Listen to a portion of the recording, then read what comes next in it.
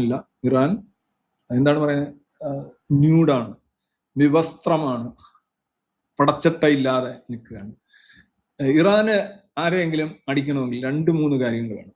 ഒന്ന്, അവരുടെ മിസൈലുകളും ഡ്രോണുകളും ലക്ഷ്യസ്ഥാനത്ത് എത്തണം. അത് നമ്പർ 1 പാരാമീറ്റർ ആണ്, അത് നടക്കണം. 2, അത് ലക്ഷ്യസ്ഥാനത്ത് എത്തുന്നവ ഇന്റർസെപ്റ്റ് ചെയ്യാതിരിക്കണം. രണ്ടാമത്. 3, ഇന്റർസെപ്റ്റ് ചെയ്യാതിരിക്കുമ്പോഴും അവ ചെന്ന് വീഴുന്ന സ്ഥലങ്ങൾ, ലക്ഷ്യസ്ഥാനം എന്ന് പറയുമ്പോൾ ഞാനൊരു നഗരം അല്ലെങ്കിൽ ഒരു സ്ഥലം, അവിടെ ഒരു ഡ്രോണൊക്കെ ആണെങ്കിൽ അല്ലെങ്കിൽ ചെറിയ ഒരു ക്രൂസ് മിസൈലൊക്കെ ആണെങ്കിൽ എക്സാക്ട്ലി ആ മീറ്റേഴ്സിനുള്ളിൽ ചെന്ന് വീണെങ്കിലേ അതിന്റെ പ്രയോജനമുള്ളൂ. അല്ലെങ്കിൽ കോർട്ട്യാർഡിലോ അല്ലെങ്കിൽ അപ്പുറത്തെ തോട്ടിലോ ഒക്കെ വീണ് കഴിഞ്ഞാൽ കാര്യമില്ല. അപ്പം ഈ 3 കാര്യങ്ങൾ, ഇതിനകത്ത് പലതും ഭാഗ്യത്തിന്റെ അംശമുണ്ട്. ഈ 3 കാര്യങ്ങൾ ഒരുമിച്ച് വന്നാലേ ഇറാൻ ഒരു ഹിറ്റ് കിട്ടും. അല്ലെങ്കിൽ ഇറാന്റെ കടലിൽ പോയി വീഴും. ചിലത് ഇറാനിൽ തന്നെ വീഴുന്ന മിസൈലുകൾ വീഴുന്ന കുറേയധികം വീഡിയോസ് നിങ്ങൾക്ക് എക്സിൽ തന്നെ കാണാൻ കഴിയും. സംഭവിക്കാമല്ലോ. അപ്പം ഭാഗ്യത്തിന്റെ കൂടി സഹായം ഉണ്ടെങ്കിൽ മാത്രമേ ഇറാൻ ഒരു ഹിറ്റ് നടത്താൻ പറ്റൂ. അവിടെയാണ് അമേരിക്കയും ഇസ്രയേലും എന്താണ് ടെഹ്റാനിലും ഖോമിലും മസാദിലും ഒക്കെ ചെയ്യുന്നത്, അല്ലെ ഇസ്ഫഗാനിലും ഒക്കെ ചെയ്യുന്നത് എന്നുള്ളത് നമ്മൾ മനസ്സിലാക്കണം. ഇന്ന് ഒരു വാർത്ത നിങ്ങൾ ശ്രദ്ധിച്ചിട്ടുണ്ടാവാം. ഒരു F-35 വിമാനം ഒരു ഡോഗ് ഫൈറ്റ് നടത്തി ഇറാന്റെ വേറൊരു വിമാനത്തെ, അതൊരു റഷ്യൻ മെയ്ഡാണ്, ആ വിമാനത്തെ തകർത്തിടുക. അതിന്റെ പൈലറ്റ് രക്ഷപ്പെട്ടോ ഇല്ലെന്ന് അറിയില്ല. ആ വിമാനത്തെ തകർത്തു. ഒരു വിമാനം വേറൊരു വിമാനത്തെ, ഇതൊക്കെ പഴയ സ്റ്റൈലാണ്. ഇത് വിമാനം ഡോഗ് ഫൈറ്റ്. ഇപ്പൊ ഈ ഡോഗ് ഫൈറ്റിന്റെ ആവശ്യമൊന്നുമില്ല. ബിയോണ്ട് വിഷ്വൽ റേഞ്ച് ആണ്. അതായത് 150 കിലോമീറ്റർ ഒക്കെ അകലെ നിൽക്കുന്ന വിമാനത്തെ കാണാതെ തന്നെ അതിനെ സിഗ്നൽ അല്ലെന്നുണ്ടെങ്കിൽ ഇത് വെച്ച് ലോക്ക് ചെയ്യുക, റഡാറ് ലോക്ക് ചെയ്തിട്ട് അതിന് നേരെ മിസൈൽ അയക്കുകയാണ്. അപ്പൊ ആ വിമാനം എങ്ങോട്ട് പറന്നു പോയാലും അതിന്റെ പുറകെ പോയി അതിനെ ചെന്ന് സന്ധിച്ച് കൈ കൊടുത്ത് പൊട്ടിത്തെറിപ്പിക്കുക എന്നുള്ളതാണ് ഇതിൻ്റെ. അതാണ് ബിയോണ്ട് വിഷ്വൽ റേഞ്ച് എന്ന് പറയുന്നത്, BYR എന്ന് പറയുന്നത്. അതാണ് ഇന്നത്തെ വാർഫെയർ. അവിടെയാണ് 2 വിമാനങ്ങൾ അങ്ങോട്ടും ഇങ്ങോട്ടും നിന്ന് അംഗം വെട്ടുന്നോണം. പണ്ട് തച്ചോളി ഒതേനും അതൊന്നും ഇല്ല ഇപ്പൊ. പക്ഷെ അങ്ങനെ ചെയ്യുന്ന ഒരു സാധനമാണ് ഒരു F-35നോട് മത്സരിക്കാനായിട്ട്. അതൊരു പരിശീലന വിമാനമാണ്. എയർ ഷോയിലൊക്കെ പങ്കെടുക്കുന്ന ഒരു റഷ്യൻ വിമാനമാണ്. 1990s അതിനെ കൊണ്ടുവന്ന് അത് അടിച്ചിട്ടു. അതിന്റെ ചിലരൊക്കെ അതിന്റെ വീഡിയോസ് ഒക്കെ എടുത്തിട്ടുണ്ട്. അത് തന്നെയാണെന്ന് അറിയില്ല. എന്തായാലും ഇത് സംഗതി കറക്റ്റ് ആയിരുന്നു. അപ്പം അതുപോലെ തന്നെ ഒന്നാമത്തെ ദിവസം തന്നെ, അതായത് രണ്ടാമത്തെ ദിവസം മാർച്ച് 1 ഇതേ കണക്ക് പറന്നു പൊങ്ങാൻ ശ്രമിച്ച 2 ഇറാൻ വിമാനങ്ങളെയും ഇസ്രായേൽ അടിച്ച് തകർത്തായിരുന്നു. അപ്പൊ അങ്ങനെ 3 വിമാനങ്ങൾ ഇപ്പോ ഇറാന്റെ പോയിട്ടുണ്ട്. അപ്പോഴൊന്ന് ആലോചിച്ച് നോക്കുക, ഈ ടെഹ്റാന്റെ മേളിലൂടെ ഇപ്പോൾ പല റിപ്പോർട്ടുകളും പറയുന്നത് എന്താണ് ലെബനനിലും ഗാസയിലും ചെയ്തിരുന്നത് അതേ പരിപാടിയാണ് ഇസ്രായേലും അമേരിക്കയും ചെയ്യുന്നത്. ഇസ്രായേലിന് നല്ല പരിചയമാണ്. എന്താണ്, സാധാരണ എന്തെങ്കിലും ഒരു വിമാനം ഒരുപാട് മുകളിൽ എത്തിക്കഴിഞ്ഞാൽ, അത് റഡാറുകളിൽ പെട്ട് കഴിഞ്ഞാൽ അതിനെ ലോക്ക് ചെയ്തുകൊണ്ട് മിസൈലുകൾ അയച്ച് ആ വിമാനം എവിടെ പോയാലും അതിനെ തകർക്കുക എന്നുള്ളതാണ്. ആ ലെവലാണ്. ഇവിടെ F-35 F-16 ഒക്കെ ചെയ്യുന്ന എന്താന്ന് വെച്ച് കഴിഞ്ഞാൽ ഇവരുടെ സാന്നിധ്യം അങ്ങോട്ട് അറിയിച്ചു കൊടുക്കുകയാണ് ഇപ്പൊ. Like sending information that we are going to attack. അതുകൊണ്ട് ജനങ്ങളെല്ലാം അവിടെ നിന്ന് ഒഴിഞ്ഞു പോകണം, ഞങ്ങൾ അറ്റാക്ക് ചെയ്യാൻ പോവാണ്. ഇനി ലഘുലേഖ വിതരണം ചെയ്യുന്നില്ലെന്നേ ഉള്ളൂ. കാരണം ലഘുലേഖയൊക്കെ പ്രിന്റ് ചെയ്ത് മറ്റേടത്ത് ഗാസയിലൊക്കെ അറബിക്കിലുള്ള സാധനമൊക്കെ പ്രിന്റ് ചെയ്ത് ഇട്ട് കൊടുക്കാൻ പറ്റും. ഇവിടെ അത് ചെയ്യുന്നില്ലെന്നേ ഉള്ളൂ. എന്നാലും വളരെ കൃത്യമായിട്ട് കൊടുക്കണം, ഞങ്ങൾ ഇവിടെ അറ്റാക്ക് ചെയ്യാൻ പോകണം, നിങ്ങൾ ജനങ്ങൾ മാറി നിൽക്കണം, അവിടുന്ന് ഒഴിഞ്ഞു പോകണം. ഇവാക്യുവേഷൻ റിക്വസ്റ്റുകൾ നടത്തിക്കൊണ്ടാണ് അറ്റാക്ക് ചെയ്യുന്നത്. അപ്പൊ അതായത് ഞങ്ങൾ വരുന്നുണ്ട്. പലരും പറയുന്ന F-35 വിമാനങ്ങളൊക്കെ ടെഹ്റാന്റെ മേളിലൂടെ ലോയിറ്ററി എന്ന് പറഞ്ഞു കഴിഞ്ഞാൽ എന്താ പറയാ, കറങ്ങി നടക്കുകയാണ്. ഇത് ഒരു നഗ്നമായ അപകടം മാത്രമല്ല, അത് അങ്ങേയറ്റം ഒരു രാജ്യത്തിന് അപമാനകരമാണ്.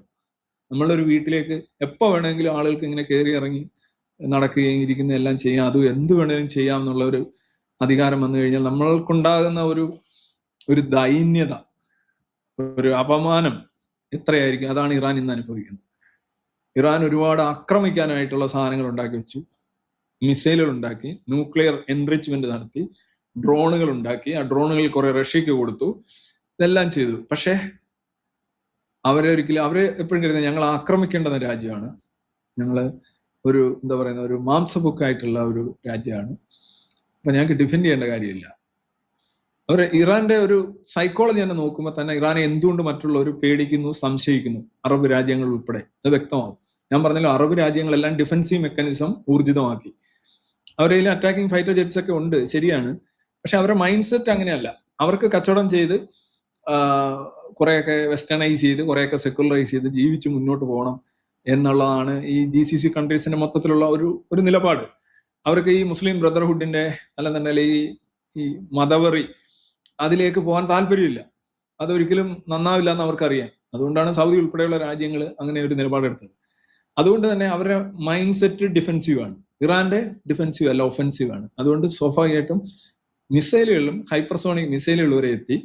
ആ ഭാഗം നന്നായിട്ട് നീണ്ടുപോയി. ഒരു കൈ ഒരുപാട് നീണ്ടങ്ങ് പോയി. നല്ല നീളമുണ്ട്, സ്ട്രോങ് ആണ്. Strong in the sense that കരുത്താണ്. പക്ഷേ മറ്റേ കൈക്ക് നീളമില്ല. ഇറാന്റെ ഡിഫൻസ് എന്ന് പറഞ്ഞു കഴിഞ്ഞാൽ പിറ്റിയബിൾ ആണ്. പിറ്റിയബിൾ എന്നൊരു വാക്ക് ഇംഗ്ലീഷിലുണ്ട്, സഹതാവാർഹമാണ്. ഒരു യുദ്ധം തുടങ്ങുമ്പോൾ അമേരിക്കയോടൊക്കെ യുദ്ധം ചെയ്യാൻ പോവുകയാണെന്നൊക്കെ പറഞ്ഞിട്ട്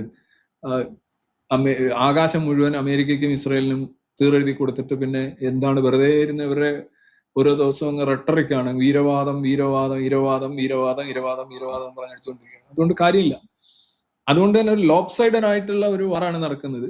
ഇറാനെ സംബന്ധിച്ച് ഏതെങ്കിലും വന്ന് വീണ് പൊട്ടി കുറെ ആളുകൾ. ഇന്നലെ തന്നെ ഇന്റർനെറ്റില് ടെൽ അവീവില് ഒരു ഭയങ്കര നാശം കത്തുന്നതായിട്ടൊരു വീഡിയോ, ഇങ്ങനെ ഒരു വ്യാജ വീഡിയോ. ഇതാണ് ഒരു ആകെ ആശ്വാസം. അതിങ്ങനെ പറന്ന് നടക്കുന്നുണ്ട്. അതിന്റെ അടിയിലൊക്കെ വന്ന ആളുകൾ അയ്യോ നെതന്യാഹു നാളെ തീരും, നെതന്യാഹു ഏതോ ഇവിടെ ഇരിക്കുകയാണെന്നാണ് പറഞ്ഞത്, എന്താണ് കുഴിയില് ബങ്കറിൽ ഇരിക്കുകയാണ്, എലിയായിട്ടിരിക്കുന്നു എന്നൊക്കെ പറഞ്ഞുള്ള ഇതിട്ട് അതിന്റെ അടിയിൽ അങ്ങ് കമന്റുകളും അങ്ങ് ആഹ്ലാദവും. എന്താ അവസ്ഥയാണെന്നറിയാം, മാനസികാവസ്ഥ. They want to see Israel destroyed ആവുന്നതും അവിടുത്തെ ജനങ്ങൾ ദുരിതത്തിൽ ഇങ്ങനെ ആകുന്നതും കാണുമ്പോൾ സന്തോഷമുണ്ട് അവർക്ക്. അത് യഥാർത്ഥത്തിൽ സംഭവിക്കുന്നില്ല. അപ്പോൾ അവര് ഉള്ളത് തന്നെ വീണ്ടും റീപ്ലേ ചെയ്ത് കാണും, അല്ലെങ്കിൽ അവർ തന്നെ അനിമേഷൻ ഉണ്ടാക്കും. ടെൽ അവീവ് ഒക്കെ നിന്ന് കത്തുന്നതായിട്ട്. യഥാർത്ഥത്തിൽ കത്തിക്കൊണ്ട് നിൽക്കുന്നത് ടെഹ്റാനാണ്. ടെഹ്റാൻ മാത്രമല്ല എന്നുള്ളതാണ്. ടെഹ്റാന് കൂട്ടും മറ്റു നഗരങ്ങളും ഉണ്ട്. അരി യാഥാർത്ഥ്യം ഇതാണല്ലോ. ഇസ്രയേലിലേക്ക് ഒരു വിമാനം വരുന്നില്ലല്ലോ, ഇത് കൊണ്ടുവന്ന് ഇങ്ങനെ പൊഴിച്ചിടുകയല്ലേ. അപ്പം സ്റ്റിൽ ഇതേപോലെയുള്ള കുറെ ഞാൻ ഒരു പരസ്യം കണ്ടത്, ഒരു വീഡിയോ കണ്ടത്, എന്താണ് ഈ വിങ്സ് ഓഫ് സിയോൺ എന്ന് പറയുന്ന നെതന്യാഹുവിന്റെ വിമാനം. അത് കഴിഞ്ഞ യുദ്ധസമയത്ത് പറഞ്ഞു അതെന്തോ ജർമ്മനി കിടക്കുകയാണ്, അതുകൊണ്ട് നെതന്യാഹു സ്ഥലത്തില്ല. നെതന്യാഹു കണ്ടവരുണ്ടോ? നെതന്യാഹു ഇന്നലെയും മിനിയാന്നും ഈ അവിടെ ചെന്ന് ഇറാന്റെ ഒരു മിസൈൽ 9 പേര് കൊല്ലപ്പെട്ടില്ല. അവിടെ അവരുടെ പ്രസിഡന്റും ഈ പറയുന്ന ഇസ്രായേൽ കാറ്റ്സും പോയിട്ടുണ്ട്, നെതന്യാഹു പോയിട്ടുണ്ട്. നെതന്യാഹു അവിടെ ഇന്നലെ നടന്നൊരു പ്രസംഗം തന്നെ നടത്തിയിട്ടുണ്ട്. അത് വെസ്റ്റേൺ മീഡിയാസ് എല്ലാം വൈഡായിട്ട് അത് ചെയ്തിട്ടുണ്ട്. നെതന്യാഹു അവിടെ ഉണ്ട്. വിമാനങ്ങൾ ഇപ്പം മാത്രമല്ല, അവര് വിമാന സർവീസുകൾ എക്സ്പാട്രിയേഷൻ, അതായത് അമേരിക്കക്കാർക്കോ മറ്റ് വെസ്റ്റേൺ രാജ്യക്കാർക്കോ ഇസ്രയേലിൽ നിന്ന് ഇപ്പൊ പുറത്തു പോകണമെന്നുണ്ടെങ്കിൽ മെഡിറ്ററേനിയൻ ഭാഗത്തൂടെ പുറത്തു പോകാനായിട്ട് അവർ വിമാന സർവീസും അവർ പേസ്ഡ് ആയിട്ട് ഘട്ടം ഘട്ടമായിട്ട് ഇപ്പം തുടങ്ങിക്കഴിഞ്ഞു. ഇറാന്റെ കാര്യം എന്താണ്? ഇറാന്റെ വിമാനങ്ങളൊന്നും ഇറാനിൽ നിന്നും പോകുന്നില്ല, ഇറാന്റെ അടുത്തൂടെ മറ്റു വിമാനങ്ങളും പോകുന്നില്ല. അപ്പൊ ഇതാണൊരവസ്ഥ. പിന്നെ നേവൽ ഇതിനെ പറയേണ്ട കാര്യമില്ല. ഇപ്പോ ഹോർമൂസ് തടസ്സപ്പെടുത്തുകയാണ്. ഇപ്പൊ ഹോർമൂസിൽ ഒരു തടസ്സമുണ്ട് എന്ന് പറയപ്പെടുന്നുണ്ട് പൊതുവിൽ. പക്ഷെ അതൊരിക്കലും സസ്റ്റെയിൻ ചെയ്യാൻ കഴിയില്ല. കാര്യം അമേരിക്ക ഓരോ ഷിപ്പിനും ഈ എണ്ണക്കപ്പലിനും ഇത് എസ്കോർട്ട് പോവുകയാണ്. അറ്റാക്ക് ചെയ്യാൻ വന്നു കഴിഞ്ഞാൽ ഈ അറ്റാക്ക് ചെയ്യാൻ വരുന്ന കപ്പലുകൾ എവിടെ നിന്നാണ് ഈ സാധനം വിടുന്നത്, തീരത്തു നിന്ന് വന്നാലും സമുദ്രത്തിൽ നിന്ന് വന്നാലും അത് ഡീൽ ചെയ്യാൻ അമേരിക്കയ്ക്ക് കഴിയും. അപ്പം പരാജയപ്പെടാൻ പോകുന്ന ഒരു ഉപരോധമാണ് ശരിക്കും ഇറാൻ ഹോർമൂസിൽ ഏർപ്പെടുത്തിയിരിക്കുന്നത്. ഹോർമൂസിൽ ഉപരോധം ഏർപ്പെടുത്തുമ്പോൾ ഇറാൻ ആദ്യം നശിപ്പിക്കുന്നത് ഇറാന്റെ സാധ്യതകളാണ്, പിന്നെ മറ്റുള്ളവരുടെ സാധ്യത. അത് സൗദിക്കൊന്നും വലിയ കുഴപ്പമില്ല. സൗദി ഇപ്പുറത്തൂടെ എണ്ണ കൊടുക്കാനായിട്ട്, റെഡ് സീ വഴി എണ്ണ കൊടുക്കാനായിട്ട് സൗദിക്ക് സാധിക്കും. പിന്നെ എല്ലാവർക്കും കുറച്ച് കുഴപ്പമുണ്ടാവും, പക്ഷെ അത് ആക്ച്വലി അത് വിജയിക്കില്ല. പിന്നെ അതുപോലെ തന്നെ ഈ ഒരു മാസം ഏതാനും ദിവസങ്ങൾ ചെയ്യുന്നോണമല്ല, അപ്പോൾ ഉടനെ എണ്ണ വിലയൊക്കെ പൊട്ടിത്തെറിച്ച് യുദ്ധത്തിനെതിരെ എല്ലാവരും ചാടി വീണ് ഇറാനെ രക്ഷിച്ചെടുക്കുമെന്നൊക്കെ ആയിരിക്കാം ഇറാൻ കരുതുന്നത്. അതൊന്നും നടക്കുന്ന കാര്യമല്ല. പിന്നെ ഖത്തറിൽ ഇതേപോലെ ഇപ്പൊ ആക്രമണങ്ങളൊക്കെ 1-2 വ്യാപകമായല്ല, ഇടയ്ക്കൊക്കെ വന്ന് ഇങ്ങനെ പൊട്ടുന്നുണ്ട്. അപ്പോൾ ഖത്തർ ഇറാനെ അനുകൂലിച്ചാണ് ഖത്തർ എഴുതിക്കൊണ്ടിരിക്കുന്നത്. ലൈക്ക് അവിടുത്തെ ഈ പറയുന്ന ജിഹാദി മാധ്യമങ്ങളൊക്കെ അങ്ങനെയാണ് എഴുതിക്കൊണ്ടിരിക്കുന്നത്.